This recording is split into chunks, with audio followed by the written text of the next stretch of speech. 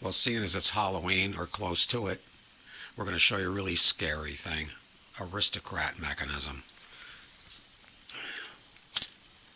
These aren't for the faint of heart.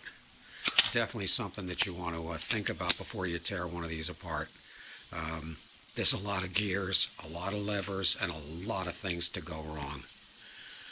These have a nasty habit of tripping too soon, but this I've got just about perfect. There's no adjustment for it. And we've got it so that it trips out exactly where it's supposed to trip. Everything that, this all runs on just a whole mess of gears. It would remind you more of like a wristwatch than a record player mechanism. And the coolest part of this is when it gets to the last record, this lever comes farther in and tells it that it's okay to shift the gears. The gears actually slide sideways to the back of the mechanism to engage the lifting power. And it's pretty neat. This one's already been restored. There's just just figured I would just show what they look like inside.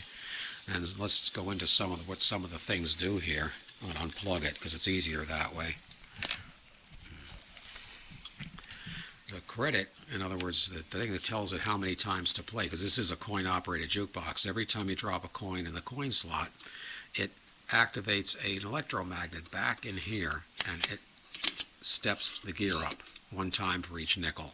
And then as it comes around, the mechanism mechanically takes a credit off until it gets to the switch, until it gets to there, and there you saw the leaf take the power away from the motor. And that's also the mute switch, so it takes the sound away from the record when it's during its change cycle.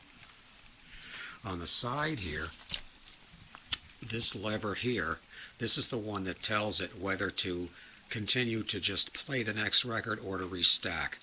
As long as this is the top of the bar up here and it's down to there, if this is kept away from the ledge up here, then everything is fine. Once this thing doesn't see a record anymore, it'll drop it off this ledge here. It'll drop it, this pin, off the ledge, and it'll know to shift these gears down in here. We'll shift backwards into the lifting drum back here. It's complicated, but they're fun. I think that I like them. The more complicated they are, the better I like them. But anyway, this one's all set to go. I just figured you might enjoy seeing it. And again, that's the Ristaucrat 1951, approximately 1951 tabletop jukebox mechanism.